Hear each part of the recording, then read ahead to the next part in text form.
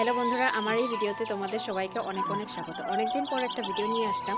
কালকে রাতে অনেকটা তুফান ছিল, প্রায় রাত ৩টা হবে ভোর। তখন মানে অনেকটা তুফান ছিল, তুফানের সাথে অনেক বৃষ্টি পড়ছিল। ঘরে তেমন কোনো অসুবিধা হয়নি, কিন্তু বাইরের দিকটা সম্পূর্ণ খারাপ হয়ে গেছে।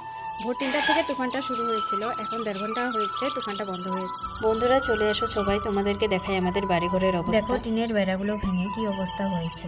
বাঁশ বাগানের অবস্থাটাও পুরোটা খারাপ। কাল রাতের তুফানটা খুবই ভয়াবহ ছিল, তার জন্য বাড়িঘরের এই অবস্থা হয়েছে। তুফানের সময় ঘরবাড়ির অবস্থা কেমন হয় তোমরা তো আমার পিছনের এই দৃশ্যটা দেখে বুঝতে পারছো। ভোর ৩টের থেকে এই তুফান অনেকটাই ভয়াবহ হয়ে গেছিল।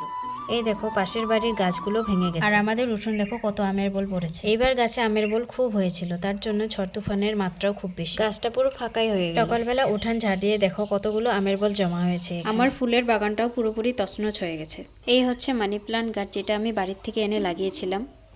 অনেক সময় দেখা যায় যে ঘরবাড়িগুলি দুর্বলভাবে তৈরি করা হয়, যা তুফানের সময় সহজেই ক্ষতিগ্রস্ত হয়। প্লাবনের সময় ঘরবাড়িগুলোতে পানি প্রবেশ করা এগুলো খুবই সাধারণ ব্যাপার। সবাই সজাগ থাকুন, সচেতন থাকুন। আমার এই ভিডিও যদি আপনাদের কাছে ভালো লেগে থাকে তাহলে চ্যানেলটিকে সাবস্ক্রাইব করে দিবেন আর পাশে থাকা বেল আইকনটাকে ক্লিক করে দিবেন। সবাইকে অনেক অনেক ধন্যবাদ। দেখা হচ্ছে পরের ভিডিওতে।